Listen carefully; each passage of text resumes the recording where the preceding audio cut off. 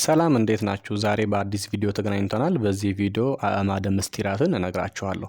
አእማደ ምስጢር በቤተክርስቲያናችን የሚታመኑት አምስት ናቸው። አምስት የሚሆኑበት ብዙ ምክንያት አለ። ከነሱ መካከል አንዱ የሰውን ባህሪ የሚወክሉ ስለሆነ ነው። የሰው ልጅ አምስት ባህሪያት አሉት። አራት ባህሪያት ስጋና አንድ ባህሪያ ነፍስ አለው። ብዙ ጊዜ እዚህ ጋር የሚፈጠር አንድ ስህተት አለ። ባህሪያ ነፍስ ሶስት ናት የሚሉ አሉ። ሶስት የሚሆኑት ግብረ ባህሪ ወይም ደግሞ የባህሪ መገለጫዎች ናቸው። እነሱም ለባዊነት፣ ነባቢነትና ህያዊነት። እነዚህ የባህሪ መገለጫ እንጂ ራሳቸውን የቻሉ ባህሪያት አይደሉም። ስለዚህ ነፍስ የምንላት ነገር አንድ ባህሪ ነው ያላት። ስለዚህ የሰው ልጅ አምስት ባህሪያት አሉ። በዚህ መልክ እግዚአብሔር አድርጎ ሃይማኖትን በአምስት አዕማድ ላይ አጽንቷቸዋል ብሎ አባቶቻችን ይተረጉሙልናል ማለት ነው። እነዚህ አዕማደ ምስጢራት አምስት ናቸው። የመጀመሪያው ምስጢረ ስላሴ ነው። ምስጢረ ስላሴ ሙሉ ማስረጃውን በመጽሐፍ ቅዱስ ነው የምጠቅስላችሁ ከዚህ በኋላ ያሉትን ምስጢራት በሙሉ ማለት ነው። የመጀመሪያው ምስጢረ ስላሴ ነው። ምስጢረ ስላሴ እንግዲህ በዘፍጥረት ምዕራፍ 18 ላይ አብርሃም እግዚአብሔር ተገለጠለት፣ ሶስት ሰዎችንም አየ ብሎ የሚጠቅስልን አንድ ታሪክ አለ። አብርሃም ሲያነጋግራቸው እግዚአብሔርም ሞገስ አግኝቼ ከሆነ በፊት አትለፈኝ፣ ወደ ቤቴ ገብታችሁ ታጠቡ ብሎ ደግሞ አስተናግዷቸዋል። እንግዲህ ይህን ቃል የሚያመለክተው ምንድን ነው? አብርሃም እግዚአብሔርን በአንድነቱ እንዳነጋገረውና ነገር ግን በሶስት አካላት ሆነው እንደተገለጡለት ነው። በምስጢረ ስላሴ ትምህርት ብዙ ጊዜ የምንማረውና የምንረዳው የእግዚአብሔር ሶስት ማንነቶችና የእግዚአብሔርን አንድ ምንነት ነው። ምንነት ስንል እግዚአብሔር አንድ ነው፣ ምክንያቱም ባህሪው አንድ ስለሆነ። ነገር ግን እግዚአብሔር ማን ነው ስንል ግን እግዚአብሔር አብ፣ ወልድ፣ መንፈስ ቅዱስ ተብሎ በሶስት አካላት የሚገለጥ ነው። ይሄ በብሉይ ኪዳን በአብርሃም ጊዜ በሶስት አካላት መልክ ተገልጧል።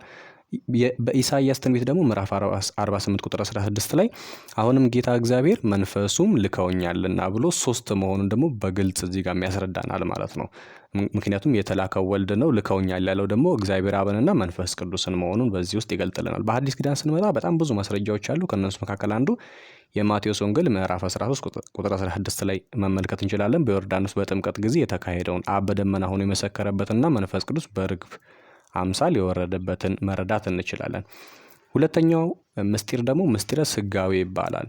ምስጢረ ስላሴ የሰው ልጅ የሚያምነው ነው። ምስጢረ ስጋዌ ደግሞ ያ ዘላለማዊ የሆነው አምላክ ከሶስቱ አካል አንዱ አካል የሰውን ስጋን መዋሃዱና ሰው መሆኑን የሚያመለክት ምስጢር ነው። ይህ ቀድሞ በትንቢት ሲነገር ቆይቷል። በሐዲስ ኪዳን በስጋ የተገለጠ እውነት ነው።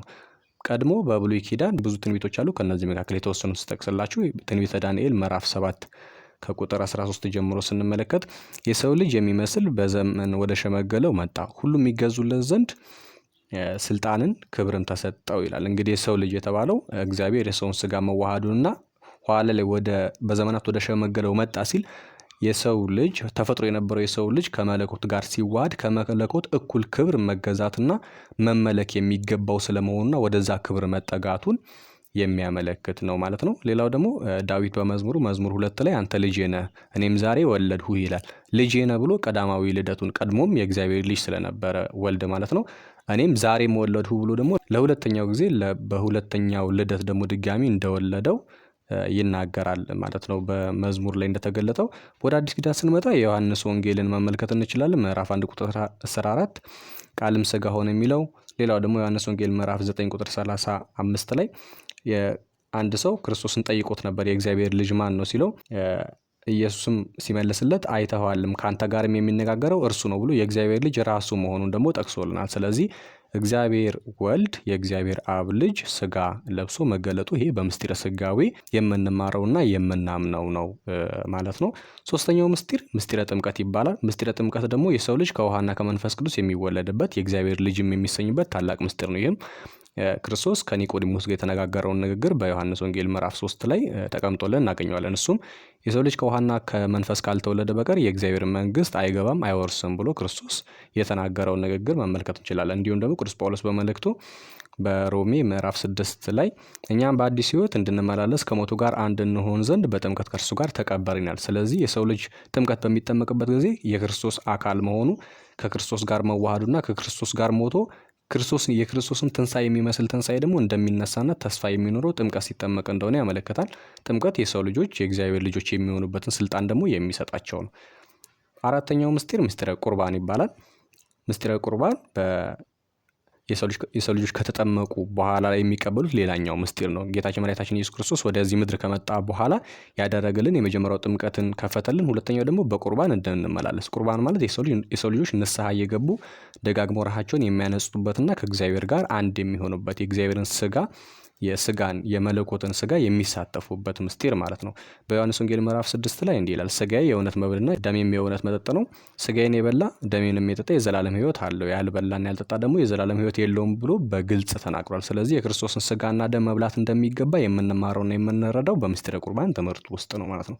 ቤተክርስቲያንም ይህንን አምና በየጊዜው ዕለት ዕለት የጌታችን ስጋና ደም ትሰጣለች፣ ታቀብላለች። እኛም ንስሐ እየገባን እንቀበላለን ማለት ነው። በማቴዎስ ወንጌል ምዕራፍ 26 ላይ ክርስቶስ ራሱ ምስጢረ ቁርባንን እንደመሰረተና ለሐዋርያቱም ይህ ስጋዬ ነው ደሜ ነው ብሎ ራሱ ቆርሶ እንደሰጣቸው የሚገልጽ ቃልና ትምህርት አለን ማለት ነው። የመጨረሻውም ምስጢረ ትንሣኤ ሙታን ይባላል። ይህ ደግሞ ቀድሞ በትንቢትም ጭምር የተነገረ ነው። በትንቢተ ዳንኤል ምዕራፍ 12 ላይ በምድርም ትቢያ ውስጥ ካንቀላፉት ብዙዎች ይነቃሉ፣ እኩሌቶቹ ለዘላለም ሕይወት እኩሌቶቹም ወደ እፍረትና ወደ ጉስቁልና ብሎ ቀድሞ ነቢዩ ዳንኤል በትንቢቱ ተመልክቶ ትንሣኤ ሙታን እንዳለ ነግሯቸዋል ማለት ነው።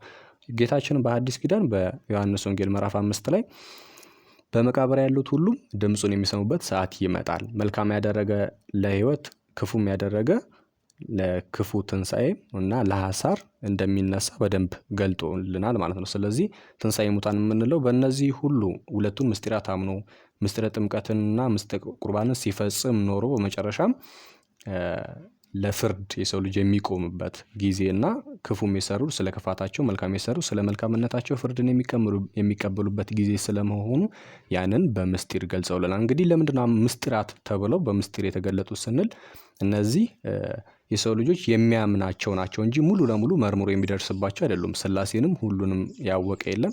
ስጋዌንም እንዴት ነው መለኮት ከስጋ ጋር የሚዋሃደው እንዴት ነው የሚለውን ነገር በተዋህዶ ከመሆኑ ውጪ መጽሐፍ ቅዱስና አባቶቻችን ከገለጡልን ውጪ ሙሉ ለሙሉ እኛ ደርሰንበት አውቀነው የምንረዳው ነገር ስላልሆነ ነው።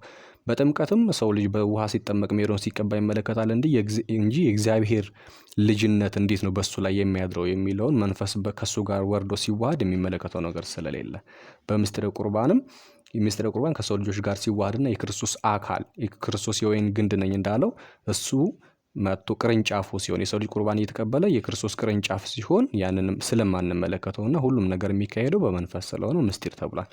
እንግዲህ እነዚህ አዕማደ ምስጢራት ሁለቱ ከምናምናቸው ሆኗል። ምስጢረ ሥላሴና ምስጢረ ሥጋዌ በእርግጥ ሁሉንም የምናምናቸው ናቸው። ነገር ግን ሥላሴና ሥጋዌ የሰው ልጅ ተሳትፎ አይፈልጉም፣ አይጠይቁም። በሥላሴም በሥጋዌም ላይ ምንም ተሳትፎ የለንም እኛ። ሁለቱን ደግሞ ከምንፈጽመው አድርጎልናል። እናምናቸዋለን፣ እኛም ደግሞ እንሳተፍባቸዋለን። ምስጢረ ጥምቀትና ምስጢረ ቁርባን እናምናቸዋለን፣ እንፈጽማቸዋለን። አንዱና የመጨረሻው ምስጢረ ትንሣኤ ሙታን ደግሞ ተስፋ የምናደርገው ነው። ይህንን ማንም ሰው አላየውም። ትንሣኤ ተነስቶ ከክርስቶስና ከእናቱ ከቅድስት ድንግል ማርያም ውጪ ማንም ተነስቶ ምስጢረ ትንሣኤ ሙታንን የተረዳ ያየ ሰው የለም ማለት ነው። ስብሐት ለእግዚአብሔር።